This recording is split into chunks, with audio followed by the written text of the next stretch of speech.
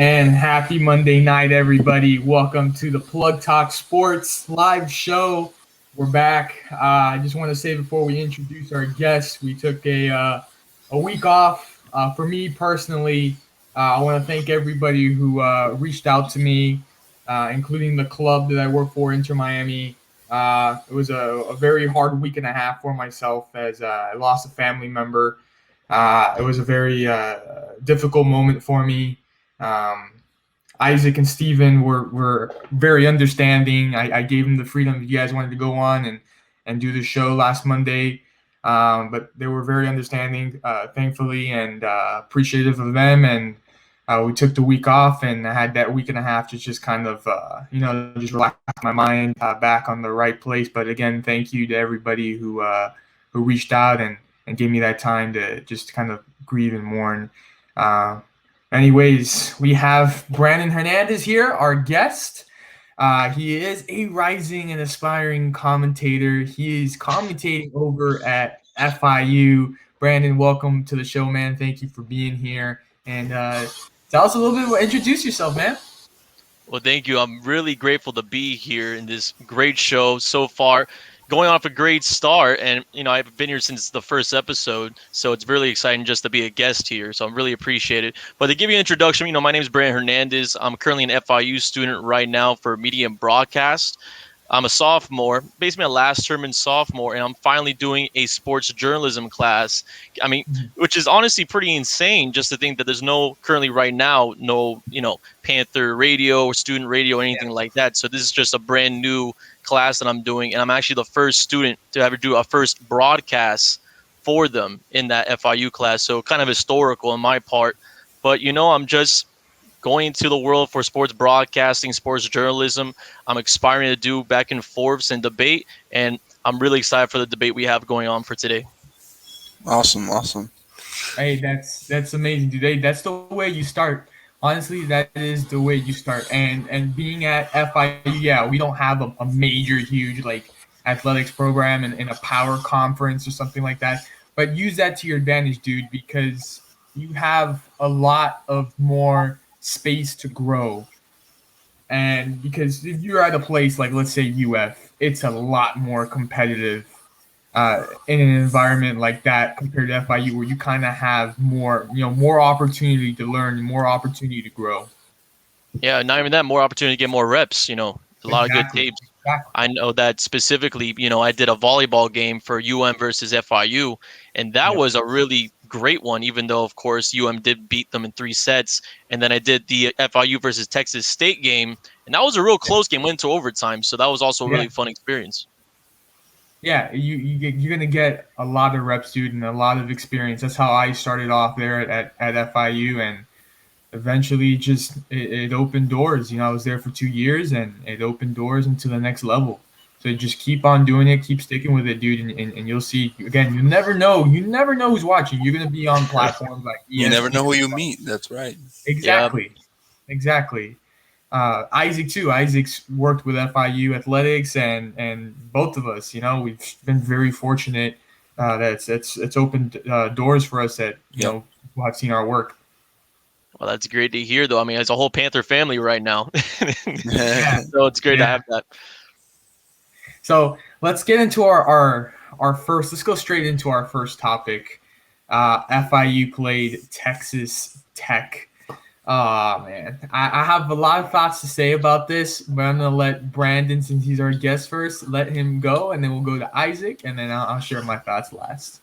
Well, first of all, for Texas Tech against FIU, this is the first ever Power 5 matchup they had ever since UM in Marlins Park. So, honestly, it was kind of a new standpoint to begin this season off ever since, COVID and that unfortunate year where they had 5 losses. However, there was a little bit back and forth from the offense, starting off with Devontae Price scoring first in the game for FIU. However, it was just that. In reality, Devontae Price, according to the stats right now, the running back, only 15 attempts on rushing, 51 yards with that 1 touchdown. So the run game that we saw in the beginning of the year against LIU, where they almost had 160 plus yards and multiple touchdowns, they end up not really showing out here against Texas Tech. In reality, I mean, this game went to kind of like the third quarter, and then it kind of, just went Texas Tech's way. We're talking about a 54-21 win for Texas Tech. And Max Bornschlager, the transfer of Maryland, I mean, from the stats itself, we're talking about 185 yards and 2 touchdowns. Now, it's good for Max. And I like Butch Davis trying to, make a balanced offense with the pass and the rush, but I wanted to see more RPOs. I want to see more option at least. But it was definitely something new for FIU, and I think for next week coming up, it's definitely gonna, bring up the momentum going against Central Michigan. Did they seem, when you're watching the game, like did they seem like the smaller team? well, in the first couple of drives, they seemed to be at least, in touch as if they belonged in the Power Five. However, later on in the game, it's almost like the pass rush just got to Max, and the offense just looked like it crumbled midway through the game, which is really unfortunate to say. Being from an FIU Panther myself, but it definitely did show the difference in conferences of how big the gap is in college football. Yeah, for me, the first quarter had me very surprised. I was like, okay, maybe FIU has a shot at playing with Texas Tech. And honestly, once it got to second quarter, mistakes, penalties, turnovers, and it never looked back from the second quarter. The second quarter to the end of the game, it was like that. And the one thing that infuriates me more than anything that FIU every single year seems to have a problem with and never fixes is the run defense. They, for the love of God, cannot stop a good running back. Even if it's not even a good running back, if he finds a hole, that's it. They can't seem to stop them. And it's been a problem for them for several years now. And they just can't seem to get it fixed. It drives me nuts, but it is what it is. And also short screen passes. This couldn't stop. After the second quarter, they could just not stop anything. The defense was non-existent. Yep. Absolutely not. Not even that. We're supposed to have one of the best secondaries in the entire USA conference, especially with the Dames brothers, Mm-hmm. I wanted to point out one of them got injured. One of them actually got injured? That's right. Geez. Yeah, one of them got injured. And a lot of talk is getting steam on Twitter whether after this year Butch Davis deserves to be on the hot seat. And I want to ask you guys if this year, for me, I look at 2020 and I don't consider it an actual season. Being that was my last year within the athletics program, seeing everything that went on, like we couldn't even sometimes feel the team. We didn't even have enough players to feel the team sometimes. We had a wide receiver playing at quarterback. So for me, I consider 2020 a wash, and I give Butch a pass on 2020. But then we look back to 2019. If it wasn't for the win, they're 6-7. They make it to a bowl game. They lose to Arkansas State. A lot of people were talking about, after they beat LIU, people would get all hyped, like, oh, that's the team we should post. You beat Long Island. Like, it's not impressive. You're supposed to beat those teams. And then, you're in a close contest with Texas State, but you lose. And that is a Sun Belt Conference team. And it's another team that you're supposed to beat, that you're supposed to start off 2-0. So I quickly tweeted that, we want to be moved up to another conference above us, but if we can't beat this team, we have no business being in a conference above us. Hey, but if Texas can go to the SEC, I'm pretty sure we can make a run for at least the AA, That's what people were saying, the AAC, but honestly, with the way that in recent years UCF has handled us, the way Tulane has freaking destroyed us in recent times, we would not survive in that conference. Yeah, at least not yet. At least not yet. Yeah. It's just, for me, I don't put the blame on Butch. Right. I don't think they should fire him. What I do think is that the entire athletic department as a whole at FIU needs to be revamped. I think that they need to start fresh. If I was in charge, I'd wipe house, get people who actually care, like people like you, Brandon, people like myself, people like Isaac. Literally, I mean, we have people in there that have allegiances and pledges to other universities and care more about those other universities than they do actually about being and working at FIU. They're just collecting a check from FIU because that's where they ended up getting a job and it pays the bills. That's what it is, and it's sad Oh yeah, compared I to mean, people like us who actually go there, care for it, and want to see the program succeed. Those are the type of people they need in leadership. I no, was it's gonna absolutely. say about Jonka. I just wanted to like mention the comments. Uh, that's probably what Jonka thinks about UM right now. Oh man, yeah, he had a whole. We'll get into that A next, whole but he rant. had Yeah, yeah. a whole rant And about. Jordan's going off right now with the Go Gators. Yeah. We're gonna get into that. We're gonna get into that. Don't worry. But that's just my thoughts on FIU as a whole and how the program is moving. And it's sad. I mean, you go to that stadium, man, and there's nobody there, No, and yeah, it's I mean, upsetting for student athletes. no, it's true, and not even that, especially in South Florida. I mean, the community of South Florida is just built around the University of Miami. So just to try to build another football program in South Florida, I mean, it's a tough call. It's really tough to get fans. Oh yeah, definitely. But in previous years, when T.Y. Hilton was there, and even before that, that stadium, so believe it or not, used to get packed. It used to be packed. But things happen, decisions happen, and people get upset, which is understandably so. And this is the repercussion that they get. But That's I think true. when you look back to those years, though, they were competitive in the conference at the least. They were, yeah. Now we're not even competitive in the bowl game. Like, we kind of just, our offense is stagnant. Of course, players change and but what hasn't changed is Butch.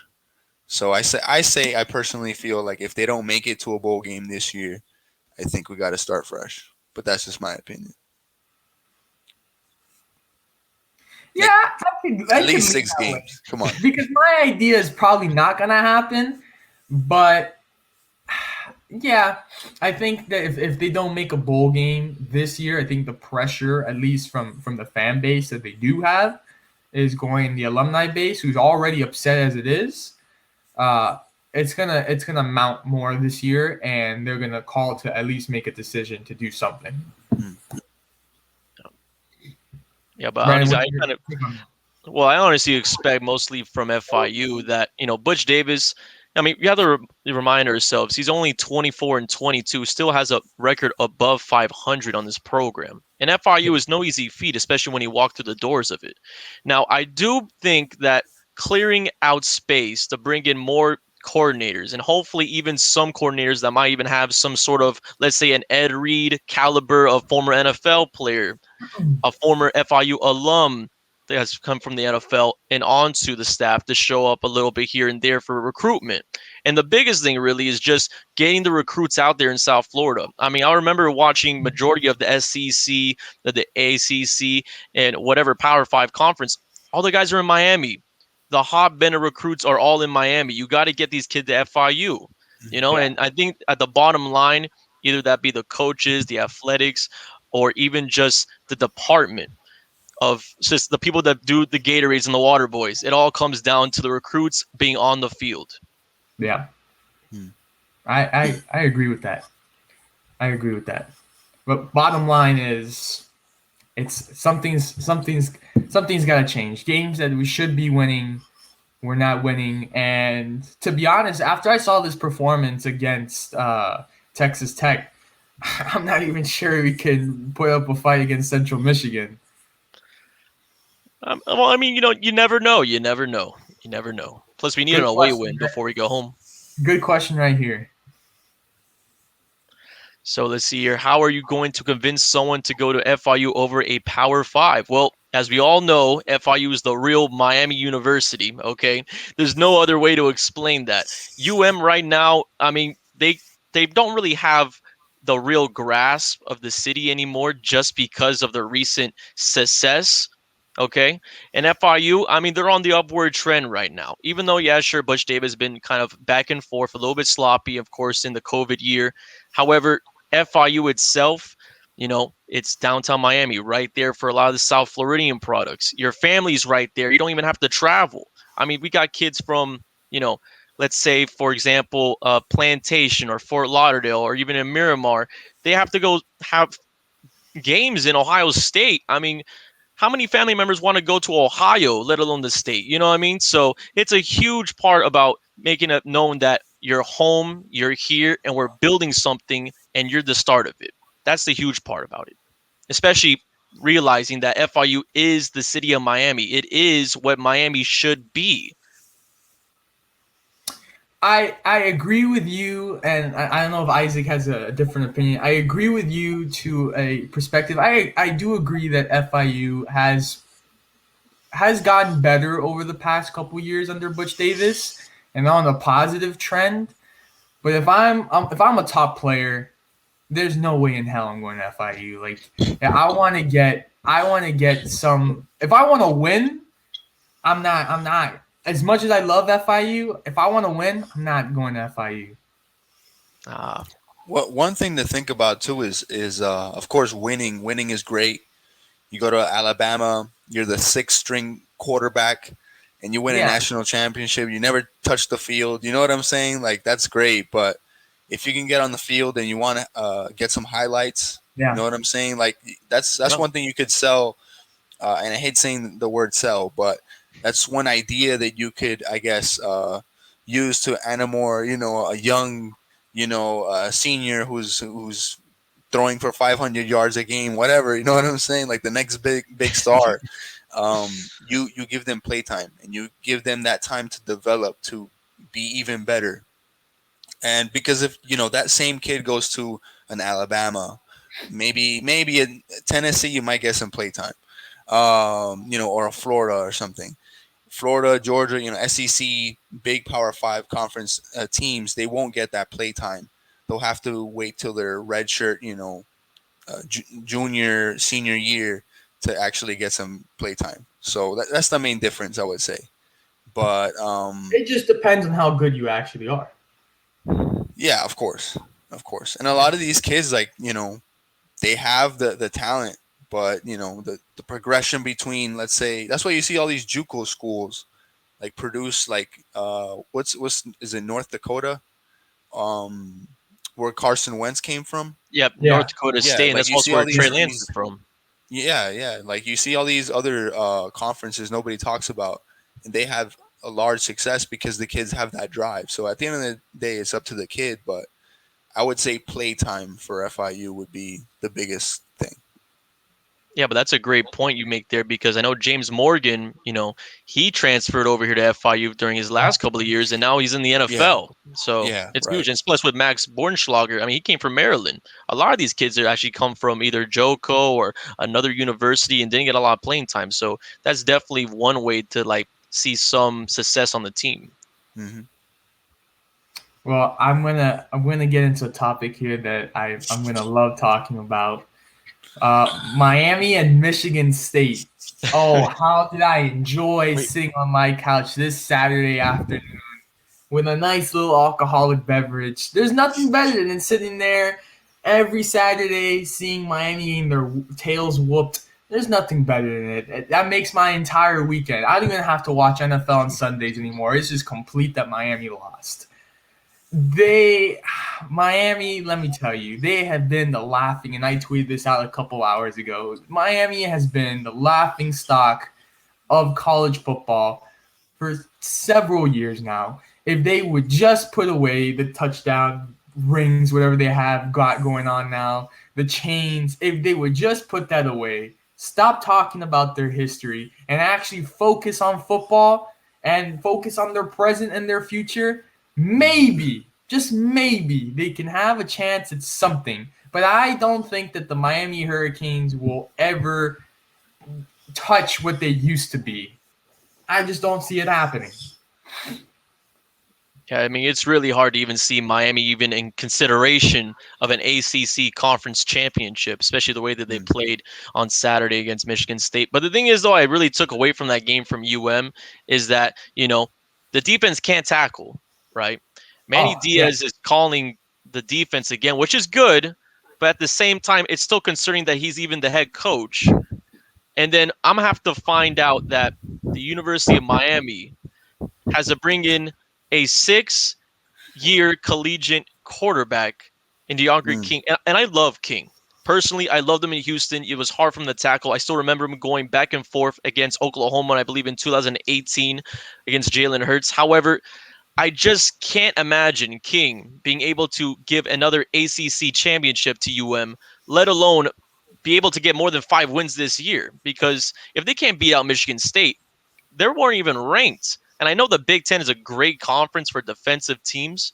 However, you should still beat out a team at home, especially like Miami was making a lot of mistakes on their part offensively. Look, listen, when there's a serious problem, as Jordan says, give Manny Diaz an extension. He's a big Gators fan, so Oh, is it Gators, man? he'll be happy to give Manny Diaz an extension. But there is a big problem when you can't even beat Appalachian State by a huge margin. I knew from that night, I was like, something is seriously wrong here, and they're not going to beat Michigan State. And exactly what I said. They did not beat Michigan State. The Alabama game, okay, that's given. Most of us lose to Alabama. That's a given. No, it has to. But It's only like that. It's like as that's there's like three things that are guaranteed in this life that they say. You know what I mean?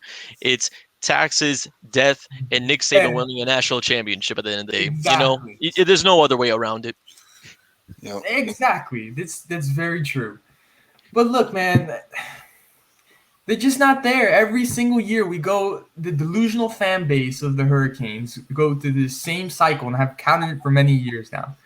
Every summer before college football starts, you start seeing on social media, oh, guys, the U is back. The U is back. We're going to be so good this year. We're going to be so good this year. Then they start off with their schedule, not this year, but in years past, they start off, man, look at that, 3-0. We beat Bethune-Cookman, Florida A&M.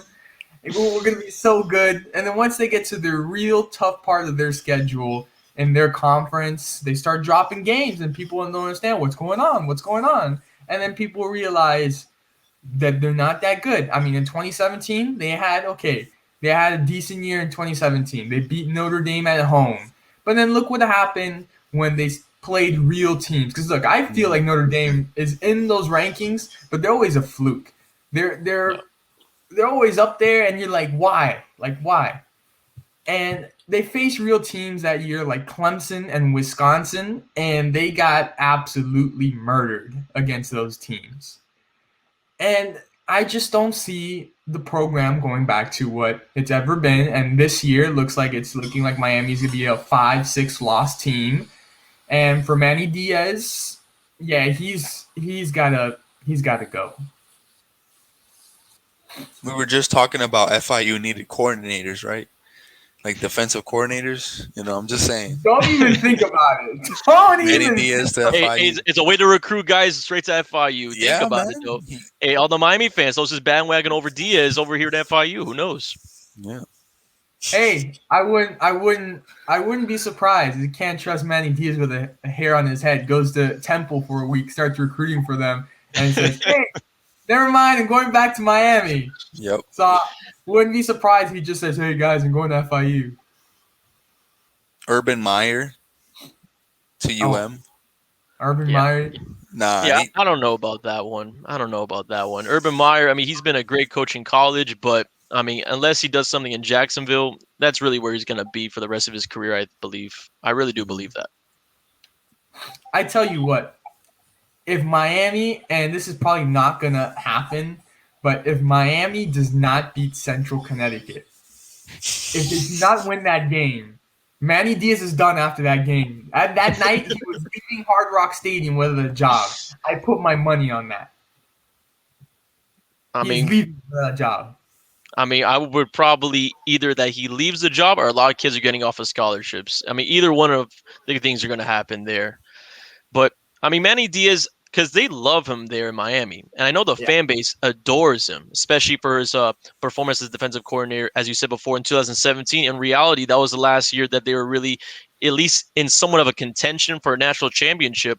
But when Braxton Berrios left, it was like almost everyone left after that one.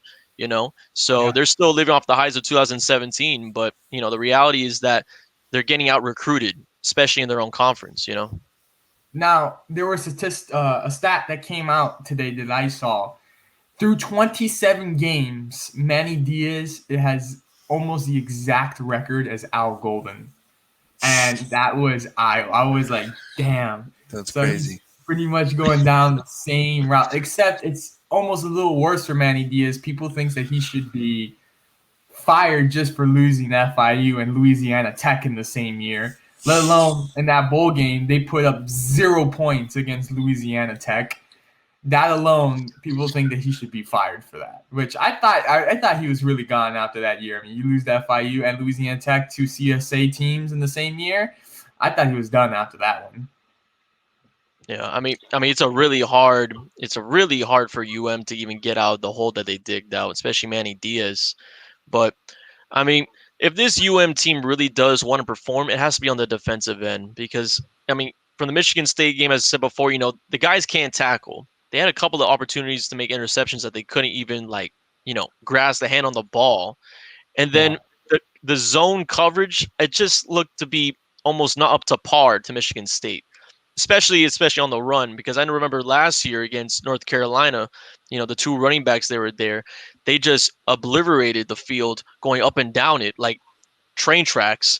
And then the kid out of Michigan State, Walker, was just going through everybody up from UM. yeah, And he the worst part was. about it, the D line wasn't even fast enough to even catch anybody, not even the quarterback Thorne. So it's really hard to imagine that defense does improve throughout the year, but hopefully the secondary picks up the slack. No, definitely. It was just for Canes fans. It was a tough, just for that stadium in general. Oh This yeah. weekend, it was not a pleasant outing at Hard Rock Stadium. But Jordan's going to be happy about this one now. This was a big game, saw this one as well. Florida took on Alabama. And let me tell you, for me, the Florida Gators are the best college football team in this state right now. Uh, Emory Jones played a hell of a game. He really left his heart out there. Just the entire team in general. A couple Canes fans that I know they were saying, "Oh, Florida," they were still salty about their loss. Like Florida's going to get equally as hammered to Alabama. And at the end of the game, I texted them and I was like, "Hey, what happened to Florida getting absolutely hammered?" I would like to see this matchup in December for a conference championship. I'd love to see this matchup again. It was a fantastic game. I really do think that maybe Florida has a chance to get a run at Alabama in the conference championship. Well, what they can't be is down 21-3 at any point. And that's the thing. They had to play catch up almost, and they did, and they made it interesting. They almost won at the end. But Emory Jones, for me, I'm one of the guys. Looking at him last couple years, like I'm just not sure if he has the ability to consistently throw the ball downfield and make the right decisions. Of course, he had to share some snaps, here and there with Trask and when Franks was injured and stuff like that. But I don't necessarily believe in him entirely for him to be the guy long term for the Gators. But he did play a hell of a second half, and he kind of picked up some of the mistakes that he made in the first half. But this was a fun game. I mean, it's Yeah, it was a hell of one a of the biggest rivalries in the SEC. Next week is actually Tennessee and Florida. And that's going to be fun, especially from Jordan, I'm sure. Um, but it's just a classic football game. The lower man always wins, and if that lower man has a Crimson Tide helmet on, he's probably gonna do damage. So also, I don't know if you guys noticed, like there was a couple calls that were like iffy. Like there was a face mask that they didn't call. There was a defensive pass interference too on the Gators that was just non-existent. So like Nick Saban, it seemed like he had he had paid the refs a little bit too. But whatever, Yeah. it's Bama, and they beat up Florida at the end of the day. Yeah, but I guarantee you one thing. I mean, Nick Saban had to be fuming after that game, even though it was a close win and they do survive Oh, the Gators. absolutely. Yeah. But that's the same thing that they did in the SEC championship last year. They Yeah. survived the Gators again. And this time, I believe the biggest thing about this game, we realized that Alabama is actually human. I mean, the Yeah. run game from the Gators, even though of course they had that slow start in Alabama coming off of 3 touchdowns, 21-3 after the first quarter. Emory Jones doing a little bit of RPO, running the ball a lot. And then, of course, I mean, the defensive line of Alabama looked slugged out. They were on the field a Mm, little bit too that's much. right. The Gators wasting a lot of time. But I mean, I don't know exactly the identity of Dan Mullins is right now with this Gators offense. Knowing, of course, Emory Jones is probably not going to be the guy next year, with, of course, the best kid I believe in the SEC currently right now on the bench in Richardson, the freshman quarterback. I mean, did you even see him in the first FAU game of the year for the I Gators? saw some of it. Yeah, He Yeah. he leaped played over well. a guy with Yeah, ease, breaking super off athletic. tackles. It's almost like Lamar Jackson was built in with Patrick Mahomes, like built strength. It was ridiculous. But honestly, the Gators, I feel like they're in the right spot. I expect them to win not only the SEC, but I expect them to be in the college football playoffs this year, winning a national championship because they're right there. They're right there. They get the blueprint of what Alabama is. They're a team that can't defend off the run. They're majority off the pass because, of course, Bryce Young is a phenomenal kid out of California, and at a young age, at a young collegiate career, I mean, it's hard to go against UM when a full-blown Atlanta Mercedes-Benz Stadium in your ear. It's hard to go into the swamp and perform against Dan Mullins in that phenomenal defense. It's really hard to do anything in the SEC. And this kid is just doing it off of 3 games as if he's one of the best quarterbacks in college football at freshman. It's hard to say. I will say though, I think for me this is the most vulnerable I've ever seen Alabama. Mm. Yeah. I think this is the most vulnerable in terms of that a very good team such as the Florida Gators could get them on a good day. Oh, yeah, it's Because other true. times I've seen Alabama and they're like, yeah, even a good team, there's no way in hell someone's gonna beat them. But this team this year, I think that if any good team catches them on a day, they can go down. Definitely. They can definitely go down. And I guarantee you one thing, though. If the run game for the Gators sticks how it did on Saturday, and then Emory Jones finds a way to, contribute on the passing game, that team is going to average at least 28, almost 30 points a game on offense. Guarantee. Guarantee. Because he made a couple of good, behind the shoulder passes in the clutch. So just don't give up on him just yet. Okay. That was a shout, though. I haven't heard anyone say that yet. Of winning the SEC and being in the college football playoff, Hey, haven't heard that one yet. my sentences are like stone. If I say them, I say them, and they're guaranteed. Guaranteed. That's why everyone comes to me for fantasy football and everything. It's true, though. It's true. Yeah, the only person I've heard say that was from Jordan, but he says that every year. We're going to the national championship. Hey, who knows? It might be true this year. But hey, one thing I found really interesting though that you guys might actually like. You know Yeah. when was the last time that the Gators won against Alabama? To give you the hint, Tim Tebow and Urban Myers were still the coach and the quarterback duo over there at the Gators. So to give you an idea, the last time the Gators beat Alabama, Tim Tebow has gone through an NFL career, a playoff win, a baseball career, retired, back to the NFL, retires a tight end. Urban Myers goes on to Ohio State, wins championships, and goes to the NFL off a hiatus. And between all this time and all these years, Alabama has still become an unbeaten force against the Gators. That might change in the SEC championship this year. So there's a lot to look forward. Yeah, Yeah, we had I a know couple that. coaches, right? A couple coaches in between too. I mean, it was a whole dynasty with Tebow at the Gators. So, to watch that, those 4 or 5 years that Tebow was there to just crumble, of course. But what's funny that you say that too. It tells you how dominant Alabama has been in the SEC. A team like Georgia that has, you know, all the hype in the world every every year too. To have that quarterback, to have that defense, to have that running back, whatever wide receiver, and they still aren't able to put up a fight again, like Florida, like Tennessee, like the rest of the conference against Bama. They're just so dominant. So I respect that, but I'm with Jordan, man. I mean, and I'm with you, Brandon. If Florida can win it this year, or at least compete in the playoff, I'll be happy. Yeah. Yeah, I'm pulling for Florida this year. Definitely. I think that they have a real shot at taking down Alabama. But you know what happened during all that time, right, Brandon? That you just mentioned? No, One I special mean, thing happened during that time. FIU beat Miami. yep, that's true. Every And time that's you all. get a chance, bro, you gotta And, mention it. and that's all that matters. That's all that matters, really. At the bottom line, it's about who won at Marlins Park. Jordan said the other day, I think Isaac, we all play fantasy football together. Isaac's in the chat, and he was like, "That's it. Never schedule them again. You won the last meeting you guys ever played. You won." Hey, we have to show once or twice here and there, just to remind them who the real Miami University is. All right, so we Yeah, just gotta prep up for that next one against UM. Just have to, just yeah. have to. I wish it'll be like a yearly thing, honestly, though.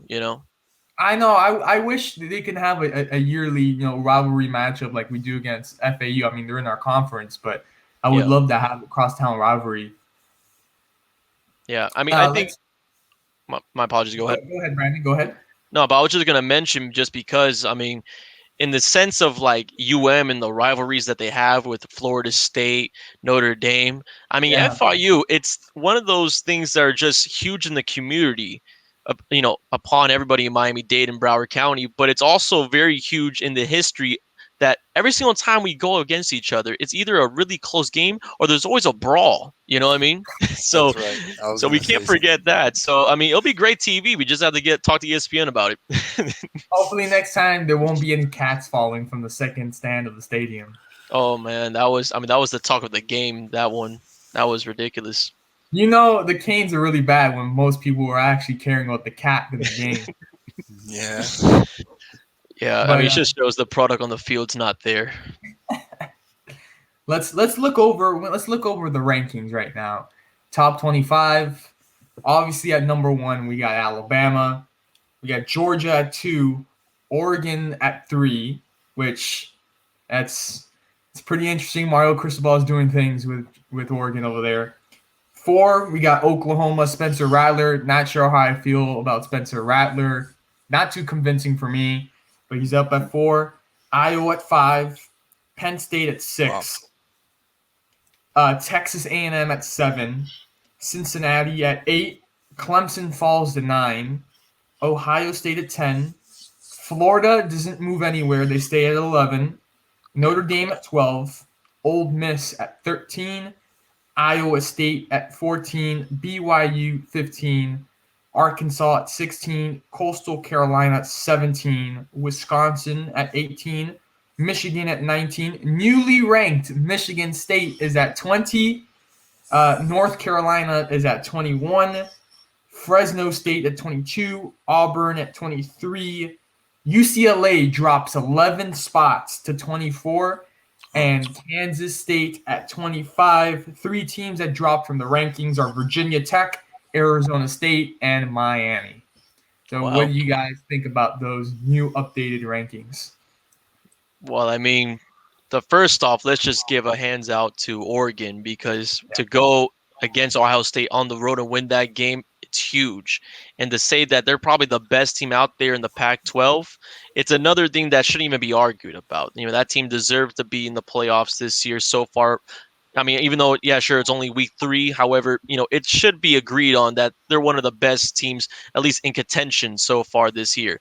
Texas A&M, I believe last year they should have been in the college football playoffs. This year, they should be a little bit closer than 7, I believe. I just can't figure out a way where I can think that Jimbo Fisher doesn't get them to that promised land to at least show up to at least one of those games for college football in the playoffs. But the one thing I find kind of surprising, though, BYU being ranked higher than Wisconsin, that I Yeah, find surprising. That I really find surprising. It shows a lot just for BYU to come from where they, were before Zach Wilson to now being ranked above a majority of like the Big Ten conference teams who have always been a part of the rankings. I mean, can't really say about Michigan, but I know a majority of the teams in the Big Ten have always been a part of the rankings. So it's a really, I mean, it's kind of like you're turning a new leaf in college football now. You're seeing new guys, going to programs and performing. So I mean, I like these rankings. A little bit questionable at the end, but I really do like them. Isaac, any thoughts? Yeah, no. Speaking of like Wisconsin, they just lost to Penn State, who is 19. So it's not like a huge drop off. So to see them still at their position, like, and BYU is higher than them is a little bit, I guess concerning. But we'll see. That's why there's the coaches poll, there's the AP poll. Um, who I got a question. Between like the top five, who in the top five or who in the top three would you remove? Because we have Alabama, Georgia, and Oregon. Uh, in that top I was five. about to Oh, ask you Iowa, guys. really? Iowa at Yeah. 5? That's crazy. I don't know. I feel like Iowa is a team that's going to be exposed. I don't know. They had a really great win in the past of the season against Iowa State, but out of the top three, who would I remove? Yeah, It's hard to say, man. I mean, I thought Georgia and JT Daniels was actually going to do more against Clemson in that first week. However, they only brought up only 10 points, which isn't bad for a guy that's, going into Georgia as the new starter. However, I just find it very questionable that they'll rank them this high this early. So I'll probably have to go with Georgia in Yeah, that one. same. I agree. Georgia's got to get out of there just because they're Georgia. I was gonna ask you guys, Come do you on. guys feel that Georgia's a little sus being in that? Georgia is always sus, man. They always get exposed. Just Yeah, I waiting for mean, that one team. you just can't trust a team coached by Kirby. You just can't. That team will always break your heart if you're a Georgia fan, and that team will always That's true. undermine expectations. You just can't. Yeah, I mean we've seen them in previous years be ranked this high. They get into conference championship games and they just get exposed and they can't win. So just for them to be sitting at number 2 behind Alabama, I don't know, man. I think Oregon should be number 2, to be honest. Yeah, yeah, guarantee. After that win on the road, and which makes things even funnier now because I saw a bunch of FIU people were like, "You see, we let go of Mario Cristobal, and look what he does. He goes to freaking Oregon and gets them ranked number 3, and they beat Ohio State on the road. Why can't we were stupid for letting him go?" Man, I mean, at least we got someone in FIU to a top ranked school. You know what I mean? At least we have somebody out there in the college football playoffs. Clemson, I was gonna say Clemson at number 9 as well. Clemson doesn't. They barely got by Georgia Tech this past week. They're also looking not too strong. Yeah, I mean, Clemson, that Georgia Tech game, that was in a rain delay for a long while. But Yeah. just looking at that team, I just feel like they don't really have a real offense. I mean, either just because of the quarterback or, just how everything's going over there with Dabo. I just don't feel like that team without a Trevor Lawrence can really survive in the world in college football where the elite SEC will be dominating majority of the games and everyone is trying to make this super league with Texas and Oklahoma going to the SEC. I can't imagine anybody from the ACC or even the AAC or Big Ten or whatnot even competing against on that same level. So in reality, if you're comparing them to a top 4 team in college football, you just can't. Clemson has no offense to even be considered for that if they're having troubles against Georgia Tech. And that's the reality of it. Let me tell you, the ACC is really, really weird this year so far. Through It 3 is. games, like we look at it on the Atlantic Division, Wake Forest is leading that division right now. Wake Forest is 3-0. they're leading. And on the other side, you have Virginia Tech, who's leading Yep. on the Coastal Division. And obviously behind Wake Forest, you have Clemson. Then Boston College is in third. And Louisville. Louisville, NC State, Syracuse, and then obviously Florida State in last. On the other side, you have Virginia Tech, North Carolina, Duke, Pittsburgh, Miami, Virginia, and Georgia Tech. So there's some weird stuff going on in the ACC this year. It's a little different. It is kind of refreshing to see that some of these teams like Boston College and Wake Forest are doing better, but it is weird. Yeah, and I had high hopes for North Carolina coming out this year for the Tar Heels after, last year going to a Yeah. bowl game and all that. I mean, they play pretty good in the Orange Bowl, I thought. They can like compete at least for the conference, you know? Yeah. Yeah. You know So, who's not competing though is FSU. oh no, definitely not. Guaranteed. Yep. They're missing Willie Taggart. He needs to Oh go my back god. to FSU and help him out. I don't know. The only thing going for them over there is just Mackenzie Milton. That's the only thing going for Yeah, FSU right now. literally. Um, let's switch into some professional talk here, professional ball. Uh, Dolphins and Bills, week 2, home opener at Hard Rock Stadium. They're coming off of that high of winning in Foxborough against New England Patriots. There's another chance and opportunity for the Dolphins to help themselves in the division. Go up against Buffalo and New England, who ended up beating the Jets. That's a given. Anyone beats the Jets. But they get absolutely, completely destroyed and shut out 35-0. My take on the game is there was a lot of moments for the Dolphins that they could have taken, chances and the opportunities, and they had great looks. They just couldn't convert them. There was a lot of drop passes that I would even blame on Jacoby Brissett, which, yes, Jacoby Brissett was in the game because Tua Tagovailoa was out with a rib injury. Uh, but I thought Jacoby didn't do bad. It was just didn't get helped out by his receivers, tight ends, who were just dropping passes. So I don't completely think it was their fault. I mean, they held Buffalo to what was like 14-0, almost to the half of the second quarter. So they had great looks the entire game, just couldn't execute. Yeah, I mean, personally for the Dolphins though, I mean, as a Dolphin fan myself, and if you guys don't know, I actually work for the ticket office over there. You can Okay. hear the air escape the building. I mean, and I don't blame them. I blame majority of this game on not only the offensive line, but also Brian Flores's coaching down the stretch. Mhm. There's a Mm. lot of times where he's like in the end zone and he has enough space for the best kicker in the NFL and Jason Sanders to get some points on the board at least. It could have been 14-3. It could have been 7-3, what have you. You know what I mean? And the worst part about it, there's a lot of majority of the time where, you're 4th and 2 and you go with Jacoby Brissett on a pass rush from Buffalo, which is probably the best right now in the AFC East, and you want him to go with the ball and throw it. Use his body, his size that we saw in the majority of the preseason snaps where he goes off for a quarterback sneak. Give him a little bit of an option at least. And one thing, especially as a Dolphin fan, I'm just a little bit frustrated that, I mean, the guys from Buffalo sacked Tua so hard that it looked like it shouldn't even be legal. You know what I mean? I mean, he had a bruised rib, unfortunately, getting taken out of the game. However, the good news is nothing serious. They're talking about basically it's a day-to-day. There's still a lot of pain still there. It just depends if you can tolerate it for next week.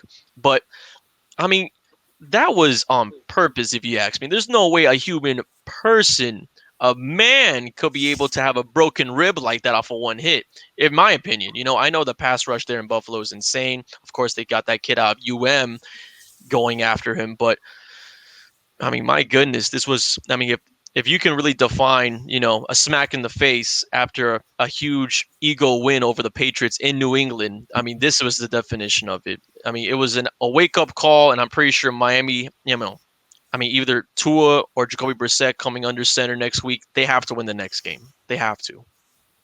Yeah, I agree, especially in the division. Uh, they came into this game just riding a little bit too high on themselves, probably. At least it seemed that way. But I have to agree with you, Brandon, about the coaching. I mean, I'm sorry, but your job is to get your team ready. And this team, and now it's 6 straight losses against the same team. We don't just lose to the Bills; we get humiliated on prime time. I mean, Yeah, if you look back, no matter who the quarterback is, who the left tackle is, the right tackle, it just seems like this team really has our number. So you got to give them that credit. But as far as our coaching, I agree with you because Flores. You look at the play; it's 4th and 2. It's the first quarter. They're down. They're down 7 points. And they could have chosen another play. They could have tried to do a quarterback sneak or run option play, something. What happens?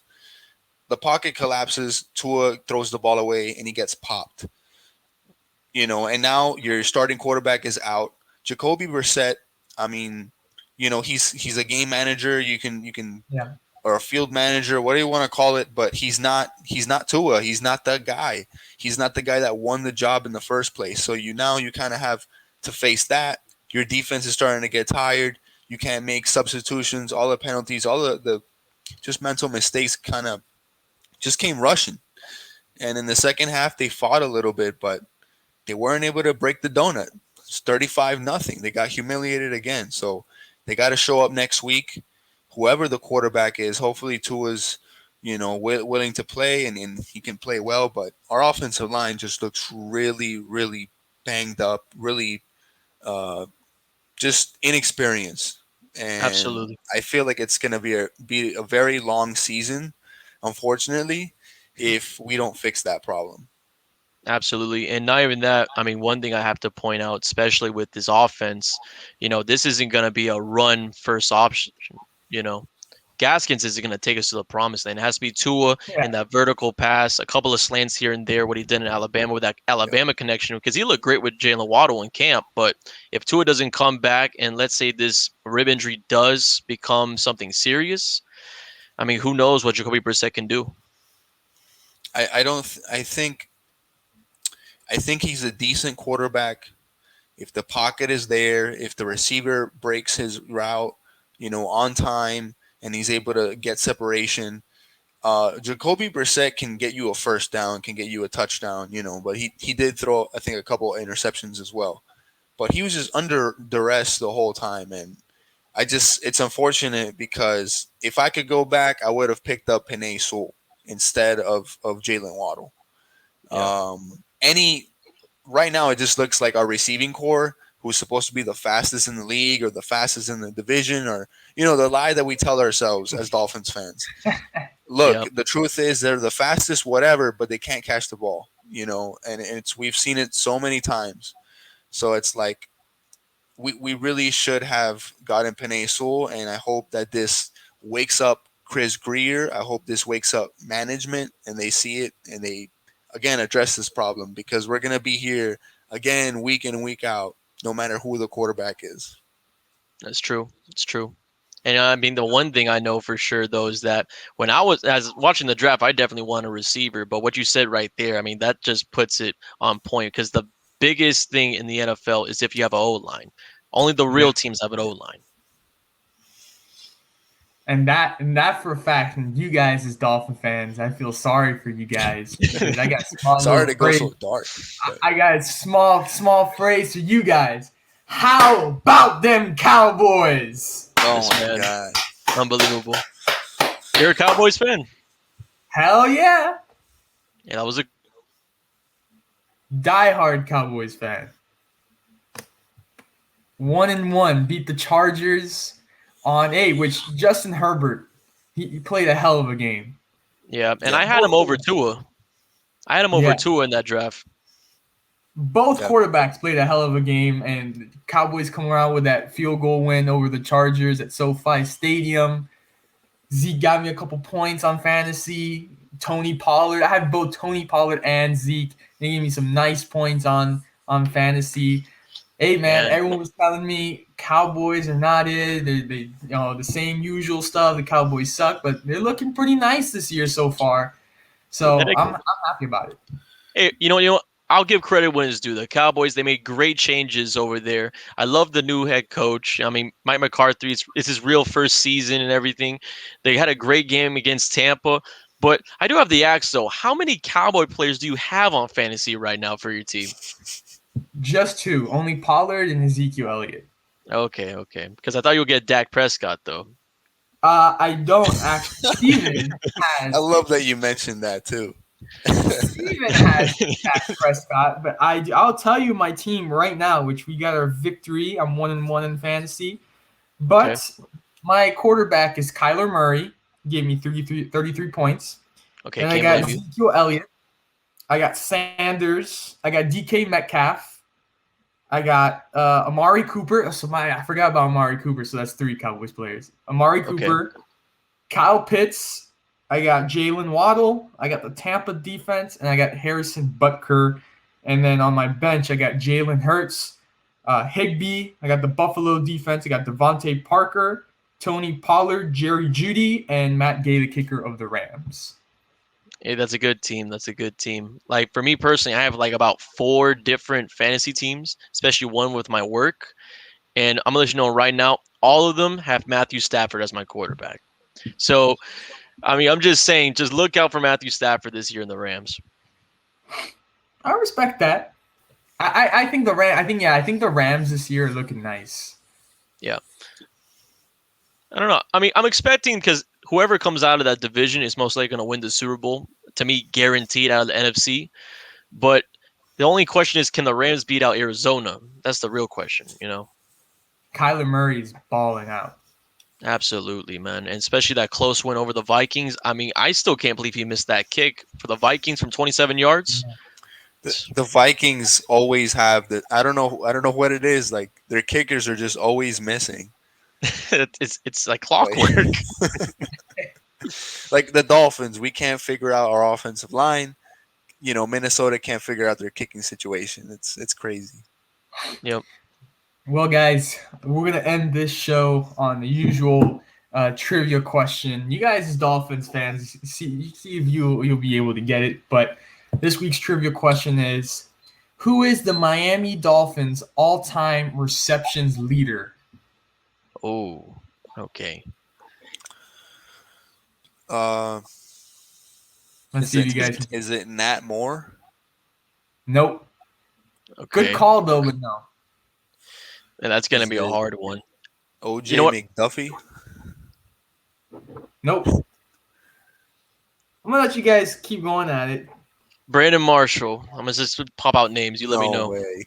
Ocho Cinco. Ocho Cinco.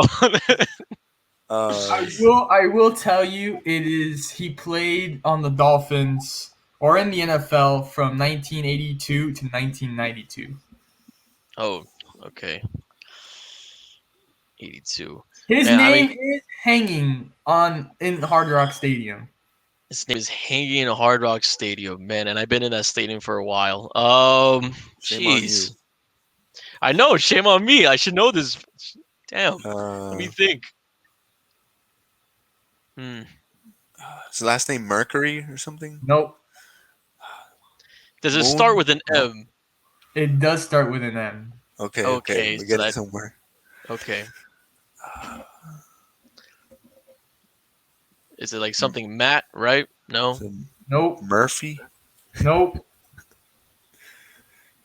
You guys let me know when you give up. I mean, I'm halfway there. I mean, I might give up right now, yeah. Go ahead, Danny. Go ahead. Mark Duper. Okay, so like... So the first name starts with an M, but the last name you could have been like, rhymes with Cooper. I thought you were talking about the last name. Yeah. No, the first name starts with an M.